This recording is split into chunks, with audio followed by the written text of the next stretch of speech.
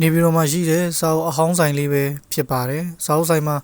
ရတအစုံစာအုပ်လေးတွေရှိပါတယ်အဟောင်းဆိုင်ဖြစ်တဲ့အတွက်ဈေးနှုန်းလေးလည်းတက်တာပါတယ်စာကြည့်တိုက်တွေအတွက်လည်းရောင်းပေးပါတယ်စာကြည့်တိုက်တွေအတွက်ဆိုရင်ရတအစုံ100အုပ်ကို9000မှာအပြည့်အနာဆောင်ပါရွေးထည့်ပေးပါတယ်တခြားစာအုပ်ကောင်းလေးလည်းအများကြီးရှိပါတယ်ဒီဘက်ချမ်းမှာဆိုလို့ရှိရင်တော့ပကြီးကားလေးတွေရှိပါတယ်နော်ပကြီးကားလေးရဆိုလို့ရှိရင်ကျွန်တော်တို့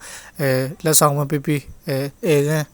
ရုံငန်းနေမှာပဲအလှစင်အဆင်ပြေပါတယ်ဈေးနှုန်းအပြည့်က13500နေမှ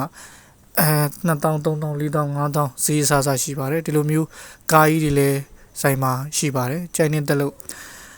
လိုချင်နေဆိုရင် Messenger ပဲဖြစ်ဖြစ်မေးမြန်းပြီးတော့ဝယ်ယူလို့ရပါတယ်ခင်ဗျာဟုတ်ပုံလေးတွေကတော့ပုံမျိုးပဲဟုတ်တခြားဒီလိုအယုတ်ကလေးတွေလည်းကျွန်တော်စီမှာရှိတယ်ပေါ့နော်လိုချင်နေဆိုလို့ရှိရင်ကျွန်တော် Messenger နေမှာလို့ရပါတယ်စာအုပ်ပဲဖြစ်ဖြစ်ပကြီးပဲဖြစ်ဖြစ်လက်ဆောင်ပေးပဲဖြစ်ဖြစ်ကိုယ်တိုင်ရုံငန်းလေးမှာထားဖို့ပဲဖြစ်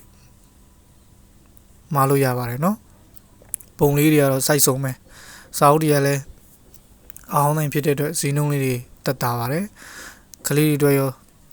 ရှိတယ်လို့လူကြီးတွေအတွက်ရောလူလက်ပိုင်းတွေအတွက်ရောစာအုပ်အစုံရှိပါတယ်ကာတွန်းကဗျာပုံမြင်ဝတ္ထုမဂ္ဂဇင်းအစုံရှိပါတယ်ဒါဆိုလို့ရှိရင်ကျွန်တော်ရေမွေးလေးလည်းအရင်ကတင်ထားတာပေါ့နော်ဒါပေမဲ့ရေမွေးလေးတော့နင်းနေပါပြီဒီလိုအယုတ်လေးတွေဇပွဲတင်အလိုအလားအယုတ်ကလေးတွေလည်းကျွန်တော်ဒီမှာရှိပါတယ်ဈေးနှုန်းလေးအစားစားလေးပါလိုချင်နေဆိုလို့ရှိရင်မန်စင်ကနေမှားလိုက်ရပါတယ်ဆိုင်ုံကိုယ်တိုင်လာကြည့်မယ်ဆိုလည်းရပါတယ်ဒါဆိုလို့ရှိရင်ဇပွဲတင်ပကြီးကားလေးတော့တော်တော်လှပါတယ်တော်တော်ရောင်သွေးလေးလှပါတယ်ဟုတ်ကဲ့လာမယ်ဆိုရင်ကျွန်တော်တို့လိပ်စာလေးကတော့နေပြီးတော့ဇမူသီးမြို့နယ်အောင်စုရက်ကွက်အောင်စု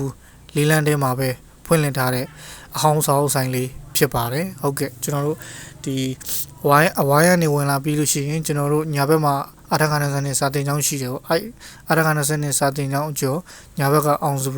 လေးလန်းထဲမှာဖွင့်လှစ်ထားတာပဲဖြစ်ပါတယ်ဟုတ်ကဲ့လာရောက်ကြဖို့ဖိတ်ခေါ်ပါတယ်